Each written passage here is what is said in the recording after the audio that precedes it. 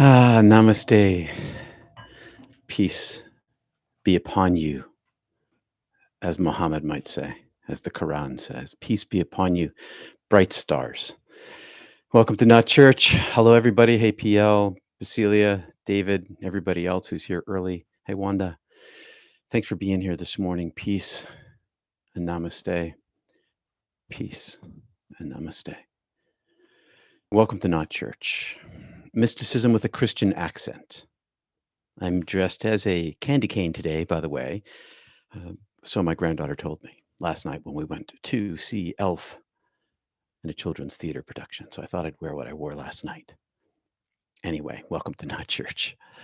Mysticism with a Christian accent, humility, kindness, compassion.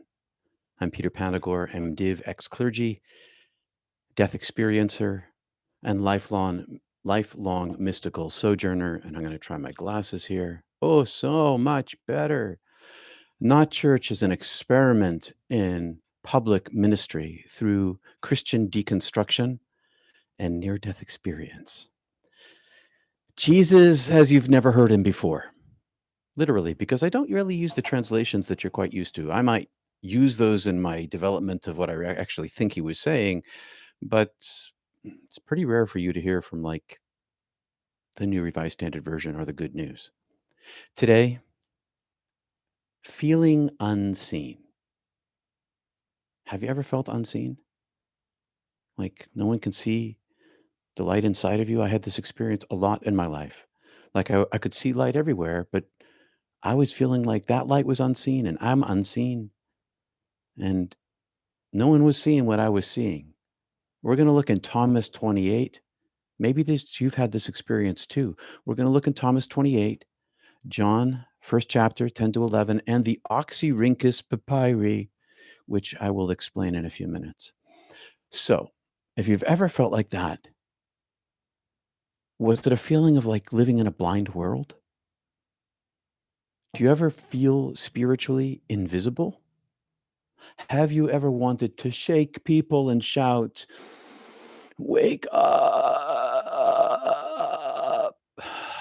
and only find that you can't wake them? Okay, we'll come to all of that stuff. Let's center in. We're going to do 3 ohms. We do this. Why do we practice together? Bunch of reasons why. Because in community, there's this extra vibrance, this extra power of the divine presence that is a resonance between everybody, like those tuning fork things you see on YouTube. They tap one tuning fork of the same note and put another one up next to it, and the resonance comes over, and this one starts playing as if on its own. Wherever 2 or 3 are gathered, I am there. So we practice together because our togetherness creates this energy flow. And that's what we're looking for. We're looking for the energy flow inside of ourselves and the energy flow between us, because this energy flow is everywhere all the time. And what we do here is we practice, and we begin this by coming together in our hearts. We begin this by seeking it inside. And this isn't my news, okay? This is the good news that came from generation upon generation, culture upon culture, religion upon religion of the mystics who have lived before us. How do you find this thing? You go inside. So 3 ohms, we're going to breathe in the front. Okay, 3 ohms with controlled breathing. And then we're going to do a loop today.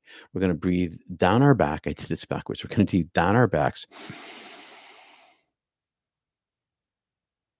to our sacral chakra. Back up to our third eye. And then breathe down our backs to our hearts. Hold. Breathe back up our fronts to the third eye and do this little loop. And fill your belly when you're meditating. But not when you're doing your ohms. Ohms are full lungs. Much air as you can. See the shoulders go up now. Okay. But when you're, and I'm going to move it closer like this. I like my back straight. Belly breathing, diaphragmatic breathing. Let's begin. Okay, close your eyes. Focus on your breath. If you need to ride your prayer, ride your prayer. Here we go. filling your lungs.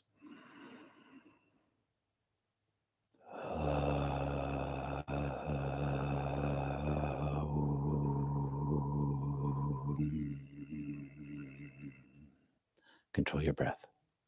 Inhale.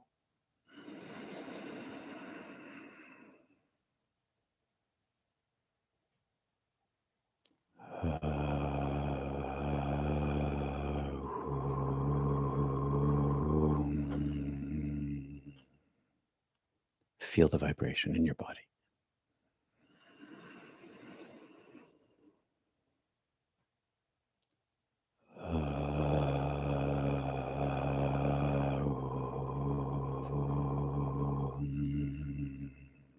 Diaphragmic breathing. Down your spine to your sacral, pit of your belly.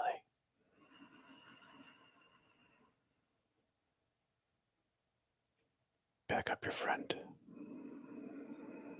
Third eye.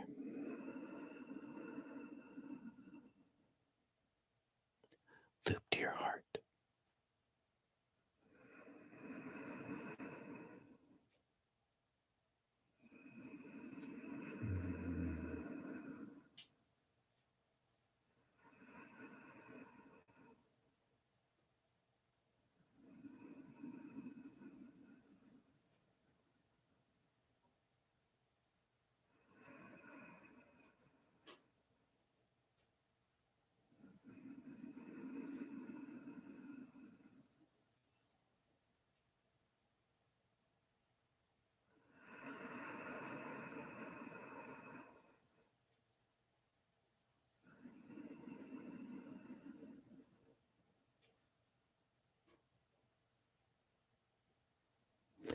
If you want to learn how that works even more, come to our Tuesday class this week.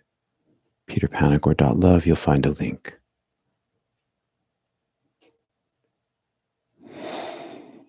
Feeling unseen, based on Thomas 28. The Oxyrhynchus papyri. The Oxyrhynchus papyri consists of 5,000 public and private documents found in Egypt in 1898. Mainly horoscopes, court records, wills, bills, leases, inventories, and similar documentation written in Greek, Latin, Egyptian, Hebrew, Aramaic, Syriac, and Arabic. In other words, a document dump of trash. Trash, for one, we know is treasure for another. Only 1 to 2% of this material has been translated, documented, categorized, and filed. 1 to 2%. Among these is a cornflake-sized piece of Oxyrhynchus papyri on which it says, Jesus said, I took my place in the midst of the world, and I appeared to them in flesh. I found them all intoxicated. I found none of them thirsty. And my soul became afflicted for the sons and daughters of humanity, because they are blind in their hearts, they do not have sight. I'm going to say hi to folk over here. Hey, Brother Rob, Lynn, David, Jay David, Jimmy, Logan, Holly, Jill, Andrew, Chris, and Mary. We practiced heart meditation, aiming here, aiming here. This is where the prayer is. Someone said to me, how is meditation different from centering prayer? Right here. The lifting of the heart to the divine. The being, and this happens just by being in the heart.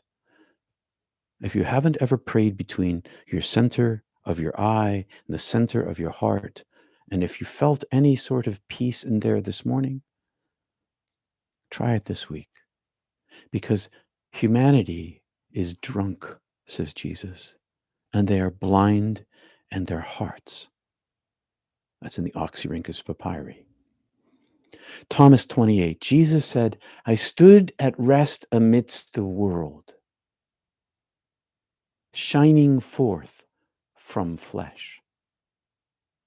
I found everyone blind drunk, and none of them were thirsty. It pained my soul to see them so unseeing.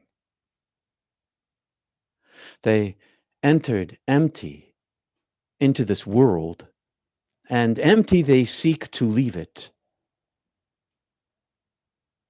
But now everyone's drunk. Everyone's drunk. Nothing much I can do about it. After they sober up, they'll have a change of heart. I love that last line. After they sober up, they'll have a change of heart. I am not an evangelicist, except for maybe electrical things like e-bikes and chainsaws and stuff. But I'm not an evangelical for God.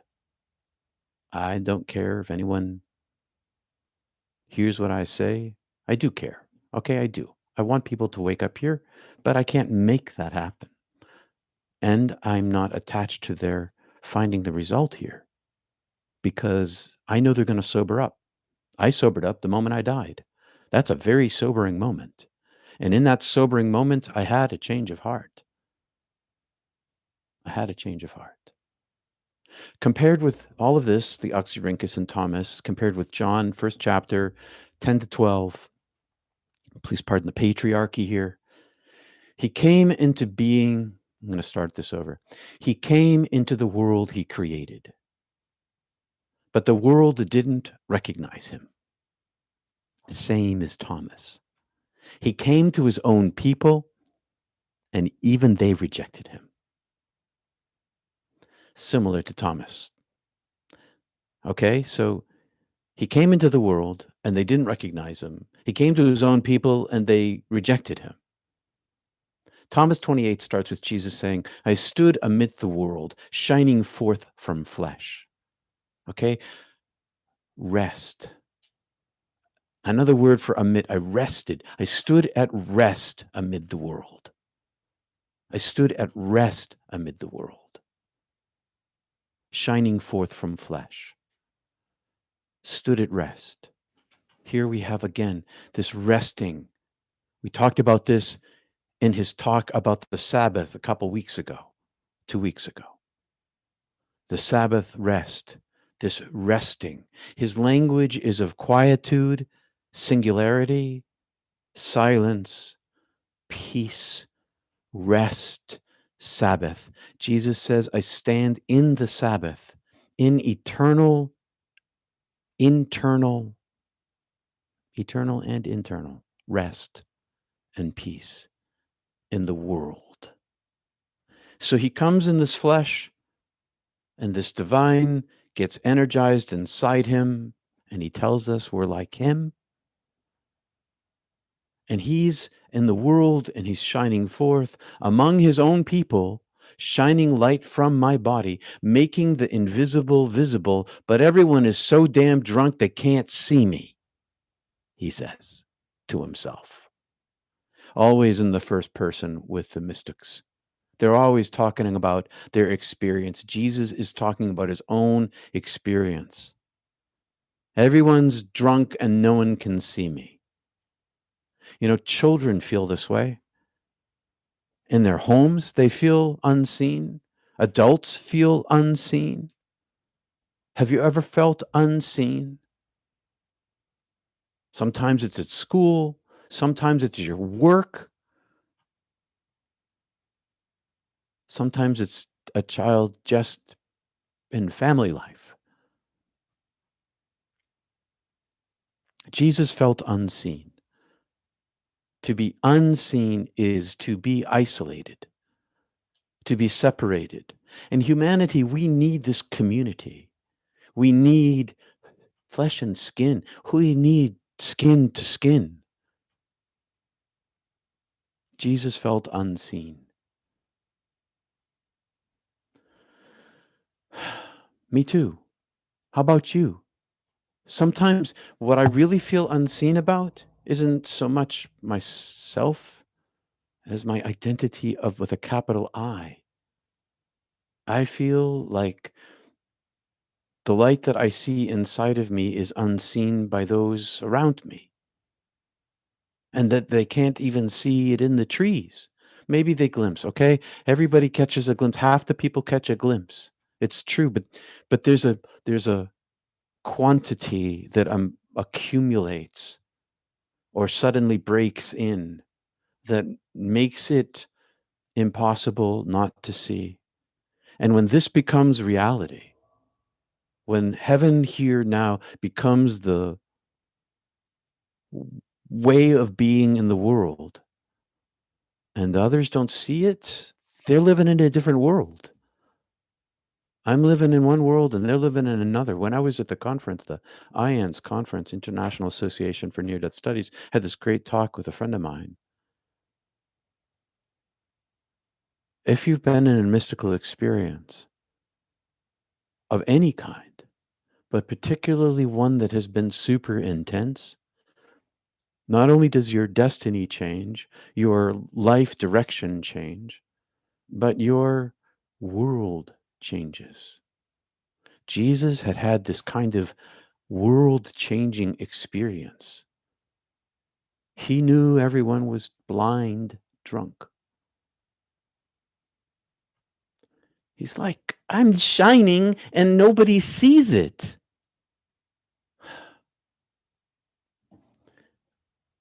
Yeah, I definitely had that. Still do. Not so bad now. Why is it not so bad now? Because the more light I find inside myself, the more light I see in others. And the more I see it inside of them, the less I've never really wanted to convert anybody. So that hasn't changed. But I feel like maybe together we can bring it into a physical experience for people because this light is breaking through everywhere.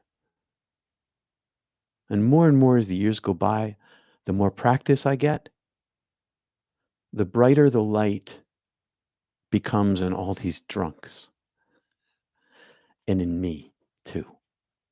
And I see their blindness. They aren't thirsty for the light. They're not dehydrated because they're always drinking the world's wine. Sticking with the biblical thoughts here. Satiated and sauced. So I come along and I offer a glass of light. Here's a glass of light for you. It's low cal. And all they see is an empty glass.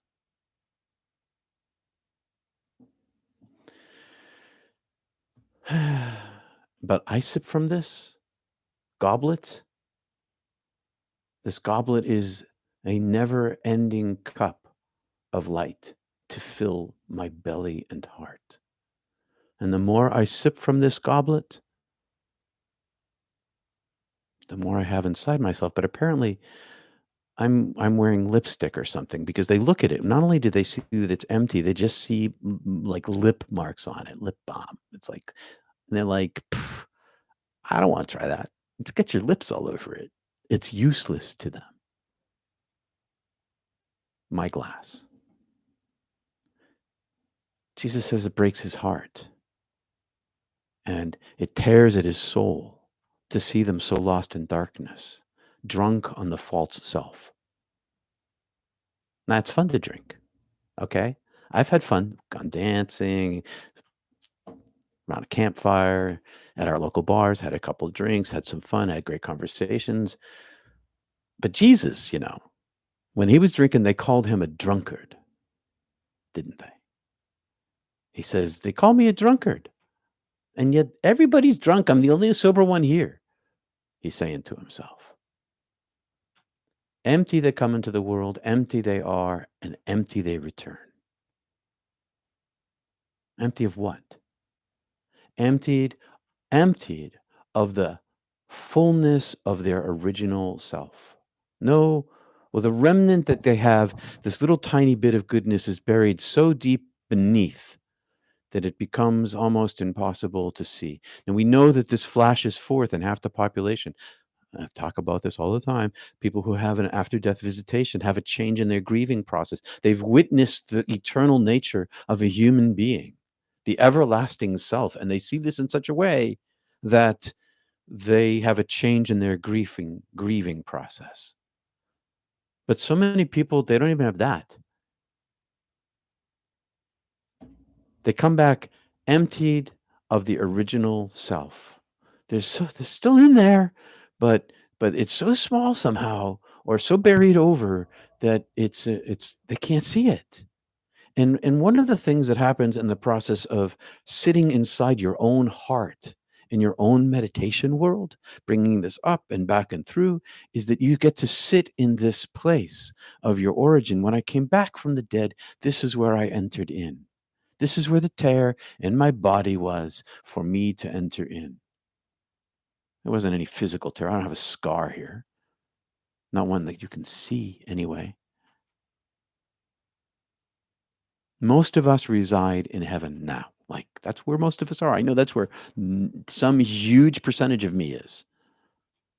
The biggest part of me is there. And the same is true for everyone. But somehow coming in here, there's this heavy, heavy veil that makes us blind drunk. I'm drunk too, and I'm blind. Okay, I'm also in the same category because I don't see what I saw when I was dead. That's what I seek to see, but it's not what I see here. I see that same quality, but in a lesser quantity. It's still a lot here. It's everywhere there is. It's all there is. And maybe someday maybe someday I could just see light here. But I also see darkness and suffering. I see want and need, as Charles Dickens would say, as he wrote. Jesus was no longer empty. He had drunk from the goblet of wine of heaven, this crystal liquid river of light that we talked about a long time ago in the beginning of the Bible. Here it is, sipping that river, taking a drink of that wine that is made of light. He's no longer empty, and he stood at rest. It creates this rest inside of him.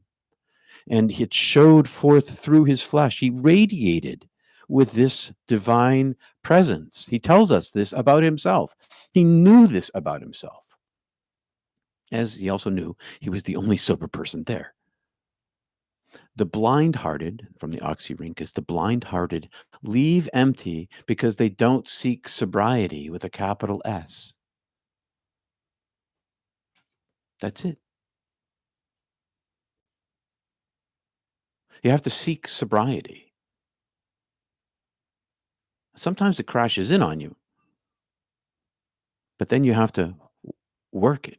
You have to get drunk on the heavens wine. Throwing in a mixed metaphor there. Get the God buzz. He's like, when I told people about sobriety with a capital S, they said I was drunk. They're like, I'm telling them you're all drunk, and they're like, no, you drink too much. Have you ever felt like shaking people, saying, wake up? I wanted to do that. I tried doing that, but they're drunk now. And as always, there's nothing you can do about that. There was nothing I could do to make people undrunk. Here, have some coffee. Go sleep it off. I know that when they awaken, when we die, this big sobriety happens. So he shrugs his shoulders at making the blind drunk see. That's what Jesus is doing in this. At the end, he's like, I can't change them. They're drunk. They can't see.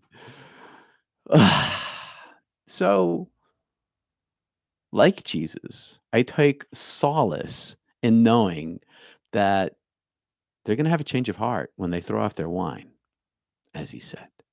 And when that is going to be, when's that going to be? Well, for some, it's going to be in this lifetime.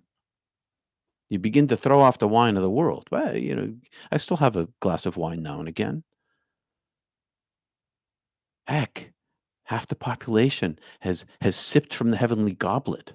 They've tasted the liquid wine of heaven. And that kind of, I know I'm mixing my metaphors here because I chose sobriety as this waking up metaphor, and that's perfect, but it's also this get drunk metaphor here on heaven. The more you sip of the heavenly light from the goblet, the more sober you become. It's this weird sort of drunkenness of the heavenly buzz. You become clearer, clearer headed, clearer hearted. Some people get sober like this in their lifetime. But even the people who get sober die, and everyone who dies gets to see the wine bottle, the glass, the world of blindness vanish in the light that shines forth. They just vanish. No more drunkenness because no more body. So Jesus gives it the shrug of the shoulders. He's like, I can't really fix them. It's all going to be okay. It's all going to be okay. When they shake off their wine, their hearts will change. That's what he sums the whole thing up with. When they shake off their wine, their hearts will change. Meaning all of humanity's daughters and sons will awaken at death. You don't have to believe me. Here's dramatic glasses removal. You'll see for yourself. Not much I can worry about there. Death included repentance for me. When I saw my false self as I was in the eye within the eye, which sees me still and leads me home. And then my heart could see when I was dead. My heart could see when I was dead. When I saw myself, I was transformed. But why wait until death? I ask myself, this is what I ask myself. Why wait until I die again? I want this thing. I want this one thing. I wanted heaven here now with me, within me, around me, even if no one could see it but me. And I knew how crazy that sounded to myself because, of course, I did not tell anybody because who wants to be thought of as crazy? Even if no one sees me in the world, by which I mean sees the light within me, which I see everywhere in myself all the time, even when I'm making mistakes. I know that this is not me and it is me. It's this paradox. It's so much bigger than me, but I'm a part of it. And it's definitely not the human flesh part. Although there's a relationship, and we'll talk about that at some point in a couple of weeks. The light is above me and within me. And this is true of you and all of us. Only seers see. Only seers see. We can't make the blind see. You can't shake anybody and wake them up. No words, no reasoning, no history, no theology, no knowledge. Nothing I've tried ever opened anyone's eyes. May have brought them into belief, but that's an intellectual ascension. No, that's what acquisition. That's not the right word I'm looking for. It's an intellectual assent. You're like, okay, that makes sense. But nothing I've done in the head world opened anyone's eyes. But except, okay, for humility, kindness, and compassion lived in life. It didn't open their eyes. They could see light, if only in a bit of action in the world. They may not see the light inside of us or the intensity of it which we feel within, but they can experience our actions in the world. Jesus acted in the world. He fed the hungry, helped the sick, actions expressed from our inner palace of love, from the emerald temple chakra, from the heart chakra, the emerald temple right here. From this place, love beams to those with eyes to see and ears to hear. Practice matters more than knowledge. It's the way it is. I didn't make up the rules. Thanks for spending time with me. Your gifts, thank you. Your gifts support this work. I hope that it's valuable to you. You sustain me at my desk and in my life. And I want to thank my inner community of supporters who give on PayPal, Patreon, Venmo, and Zelle. Thank you very much. Thank you. And I invite others to give as well. Small is great. Plus, you can catch me at peterpanagore.love, where I give spiritual care and some counseling and conversation on spirituality. peterpanagore.love. Closing up the teleprompter here. Working off the iPad. I'm going to go over and take a look over here. That's peterpanagore.love. Conversation. I focus in on helping mystics, and I'm wearing my Christmas tie today. Okay, so this is a little Santa tie. This little Santa tie, I've worn it for years and years and years. I started wearing it in church when, because wearing a bow tie, because I was trying to upset people a little bit, because it wasn't a regular tie, it's a bow tie. Oh, look, he's wearing a bow tie. But it's little Santa's. It's probably a 30-year-old tie, and dressed as a candy cane. Thanks, Logan. Thank you, Logan, for the super chat. It makes a huge difference. Thank you. All right, so we're going to see what's going on. You got any comments or questions? Throw them in. Now's a good time to do that. Thanks for being here this morning. You love my tie. Thanks, Nadine. Thank you. So I have a bow tie wearing family.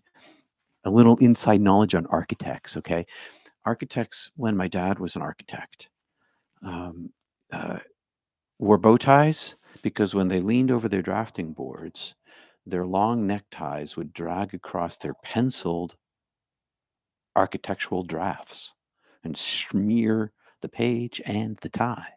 So architects wore bow ties. So my dad had a ton of bow ties, and that's what we saw him wearing every day. So my brother and I and my son, we all bow tie wearers, and it's all because of my dad.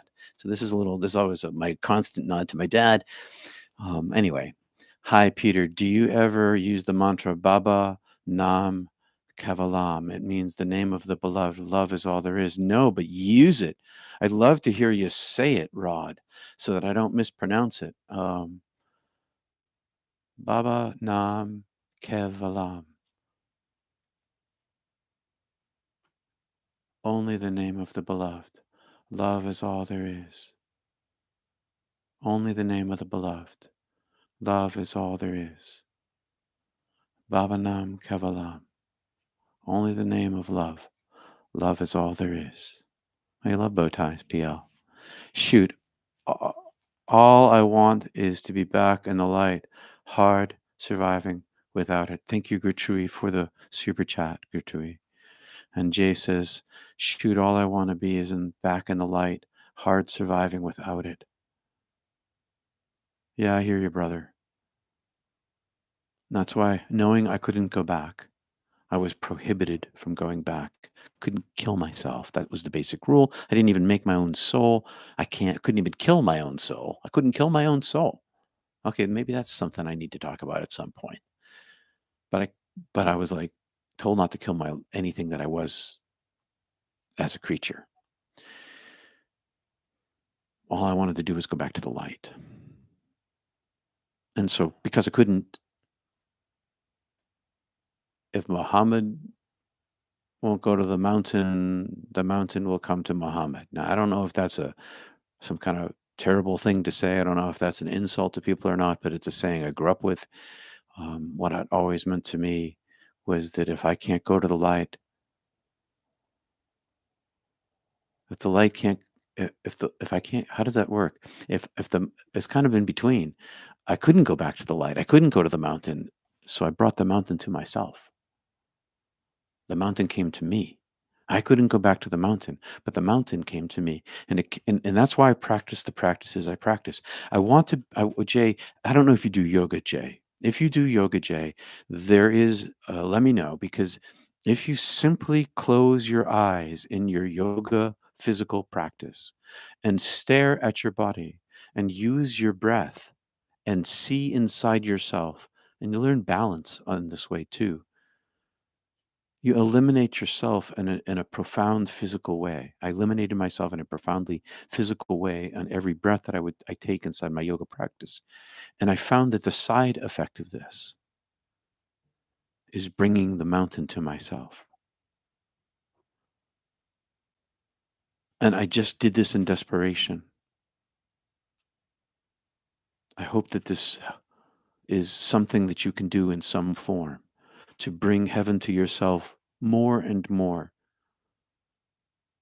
The longing that you feel, the only thing you want is to go home. I know that. I still feel that.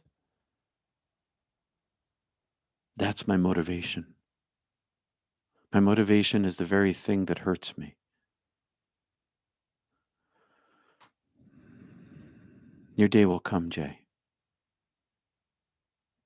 And you're going to have a good day that day. It'll be a good day, a good ending to the day. I hope that helps, brother. It is hard surviving here without it. You came back to teach us all. Maybe, I don't know. Diane, maybe. All, I don't know. Being God with skin on to others who need to see God. That's what it is. Being God with skin on. Sometimes I need my God with skin on. Story from the Bosnian War. Mother huddled with child. Bombs are going off outside. It's an urban city setting. And the mother says to the child, God loves you. And he hugs his mom tighter and says, I need God with skin on, meaning his mom, meaning God in human form. God with skin on. My hunger for God is filled by taking some small God act to give light to others. This is how it works. The more you give it away, the more you get to keep. This is this inverse way of living in the world. If you like Peter's message, don't forget, like the message. Thanks, Canadian Lighthouse. So that means you're coastal, I assume. Are you on the Gulf of Maine? Or north of there? Or west? It could be anywhere. Canadian Lighthouse. Thank you for liking. Holly, love that, Kristen. We are partners in creating and spreading the light. We co-create this here. Our co-creation here is heaven. Even the smallest makes a difference. Even the smallest makes a difference. Starlight, hey Starlight, Peter, what are your thoughts?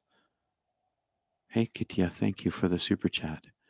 Starlight, Peter, what are your thoughts or any experiences with the archangels? Did you encounter any of the known archangels that are talked about in the Bible? Gabriel, Michael, I love the tie. Thanks for the tie. Thanks. No angel told me their name. I don't know who they were. They never told me their names, and I didn't ask.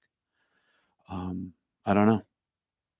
I can tell you that as a little tiny child, the angel who came when I was 5, I guess you could say, announced itself with a trumpet. That was what I thought at the time. I don't know who that was. So no, I'm sorry, don't know. Never said. I feel the same, Peter, says Linda. I long to return to the true home, capital T, capital H. Hey Jay, we've got another one here, Linda too. In the meantime, my daily focus is opening to the light more and more, bringing it to parts of myself that don't feel the connection. That's what inner work does. Bring it to the parts of your physical body, of your mental makeup, of your personality and your character, but to your physical body too, and your emotions. Try to bring it to every part of yourself, and then bring it out to the world. It carries out into the world. Thanks again, Kitty. A beautiful message. Thank you. Jay Carter and at Kristen from PL, Light and Heart. David, please like the video to spread the message. 64 people and only 9 likes. Thanks, David. There were 72 in the beginning. I saw at some peak. I know it's super niche, David. We're super niche.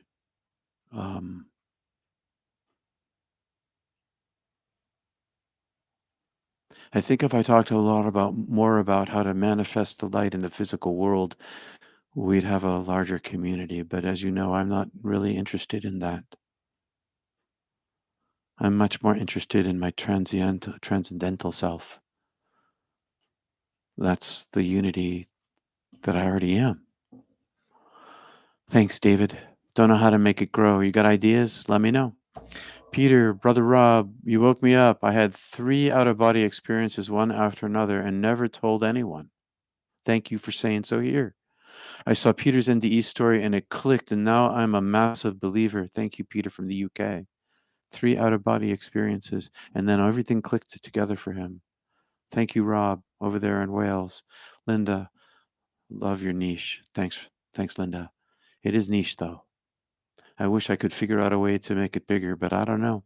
I'm kind of hoping that maybe if I can begin to teach this physical form of practice that I have, this yoga meditation, I can instruct other people. And closing my eyes is a huge part of that. There are other parts of it that are fundamental to this practice, but I'm kind of hoping maybe that'll help. Part of the problem is, of course, I can't really show it to people. I thought it was going to be brighter than it is. Kind of hoping community can make that happen together. We can all become radiant together and expand. I don't know. Let me know. You got ideas? Let me know. Canadian Lighthouse, I hope you can connect with someone this Christmas so you won't be alone, she says to Linda. And if you are physically alone, that you feel constant connection. Blessing, peace, and love. For Linda. Peter, will you post an old Not Church episode next week? I have a new Not Church episode next week that I taped yesterday. It's on A Christmas Carol by Charles Dickens. I promised 2 years ago that I would look at that and ask the question, did Jesus have a near-death experience? Did Jesus have a near-death experience? Oh, ADHD, I love you. Next Sunday, I'm going to ask the question, well, did Ebenezer Scrooge have a near-death experience? So it will be live, recorded, something new, with pictures. It's a good niche, says David. Thanks, brother. Cool. Michael, it is brighter, Peter. We know not what we do. Well, thanks, brother. I think Jesus had the same problem. I think all mystics have the same problem. I think we all have the same problem. I think we all wish we were more seen. Wish we were more seen. Logan. All right, my friends. I'm looking forward to next week, says Rob. All right, so meet me at the top of the hour for Mystic Tea Salon. We'll continue our conversation there. That's in about 16 minutes. I'll say peace and love to you. Namaste. I changed my angle. I moved my mic. I don't know if you like this. Let me know what you think. I'm kind of like trying to tweak my techie stuff. And I got the tech stuff right this week, I think. Anyway. Peace and love, everybody. Thank you, Peter, and everyone present here. Thank you, everybody. Peace and love to you all. See you at the top of the hour. Peace and love.